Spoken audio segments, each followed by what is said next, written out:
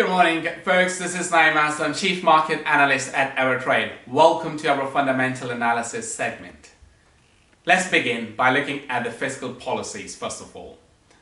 The $2 trillion worth package, which was highly talked about over the weekend by the US Treasury Secretary, failed to pass through Congress. The bickering continues between the Republican and Democrats that how they are really going to deploy that capital. Without going into nitty-gritty details, the main disagreement is how they are going to deploy the capital. Now, Donald Trump has already said we are not going to see the same events unfolding what we've seen previously back during the financial crisis, when companies were bailed out and that they used the capital in order to buy the shares. This triggers the shares buyback process. Now, he's made it very clear that isn't really going to happen this time. But despite the fact, there's also disagreement whether the concept of helicopter money, where each family could get up to over $3,000, should be allowed or whether it shouldn't be allowed. Nonetheless, the significant element over here from the market perspective is, if we do not get the aid package of that $2 trillion, the longer they continue to delay this, the adverse impact it is going to have on the markets. And this is the major concern for markets going forward. Now, in terms of a monetary policy, what we are really looking at is the recent reaction from Reserve Bank of New Zealand, because it also joined other central banks by reducing the interest rate and also introducing that quantitative easing element.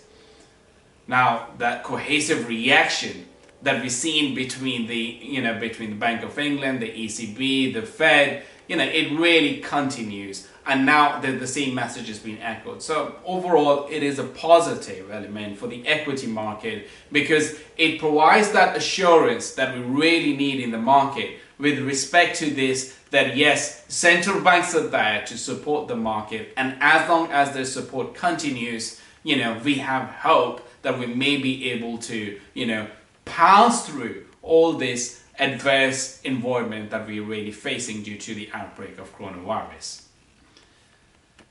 Now, one thing about policymakers which really has influenced market sentiment today is the comment by the St. Louis Federal Reserve President, James Bullard. He said the US unemployment can surge all the way to 30%. Now, no one wanted to hear something like that today.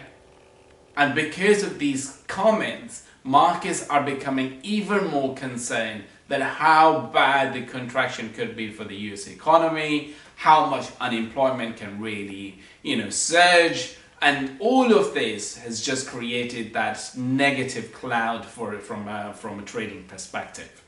And because of this, I'm expecting for the markets to underperform today, and that long downward trend is going to continue its move to the downside.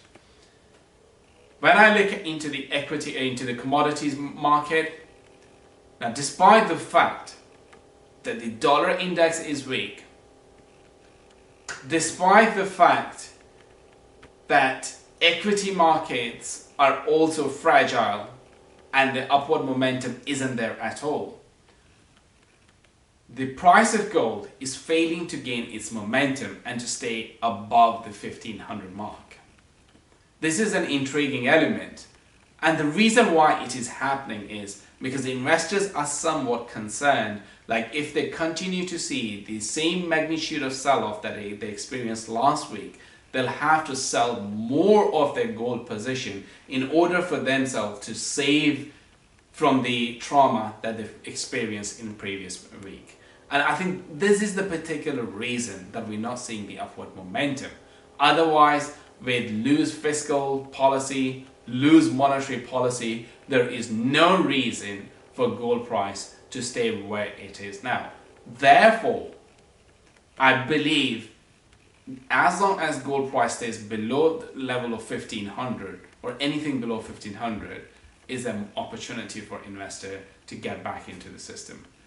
For more updates, please subscribe to our social channels, follow me on Twitter, and also at AvaTrade. We'll continue to break all the evolving stories around the world which impacts the markets. Thanks ever so much, and see you guys tomorrow.